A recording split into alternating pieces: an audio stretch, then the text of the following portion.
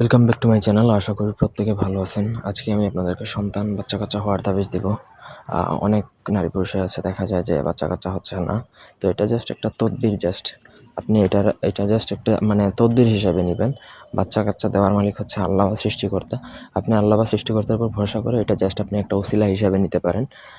সেক্ষেত্রে আপনি ইনশাআল্লাহ ভালো ফলাফলই পাবেন যদি আপনি কিংবা বিশ্বাসের সহিত এটা প্রয়োগ করেন।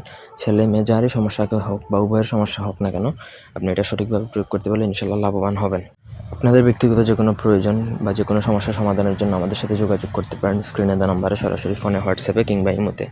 তো এটা স্বামী স্ত্রী মিলনের সন্তান হওয়ার একটা বীজ মন্ত্র। মাঝখানে ঘরে স্বামী স্ত্রীর নাম লিখতে হবে, দুজনের আসল নাম, এবং নকশাটা লেখা যায় যে কোনো দিনই, কোনো অসুবিধা নেই। তবে পাক পবিত্র অবস্থায় লিখতে হবে, না পাক অবস্থায় এটা লেখা যায় না। ভোজপাতার মধ্যে অরিজিনাল কামসিঁদুর দ্বারা লিখতে হয়।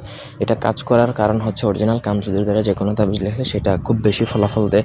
আপনি এটার সাথে অন্য কোনো কিছু মেশাতে পারবেন না, অরিজিনাল কামসিঁদুর মিশিয়েই আপনাকে লিখতে হবে। আশা করি বুঝাইতে পারছি। অন্য কোনো কালি দ্বারা লিখলে হবে না। কামসিঁদুর খুবই দামি একটা কালি।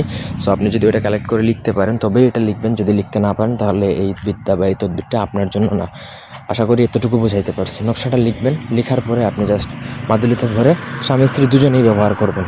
এটা কার সমস্যা সেটা তো বোঝা যাচ্ছে না, সেজন্য আপনারা দুজনেই ব্যবহার করবেন। দুজনেই কোমরে ধারণ করবেন। কোমরে ধারণ করে একটা স্বামী স্ত্রী একসাথে মিলন বা শারীরিক সম্পর্ক যেটা সহবাস করবেন। ইনশাল্লাহ আপনার ওই সহবাসের ফলে আপনার বাচ্চা ইনশাল্লাহ আল্লাহর রহমতে হবে। ঠিক আছে? তারপরে প্রত্যেকটা জিনিস হচ্ছে এটা আল্লাহর উপর।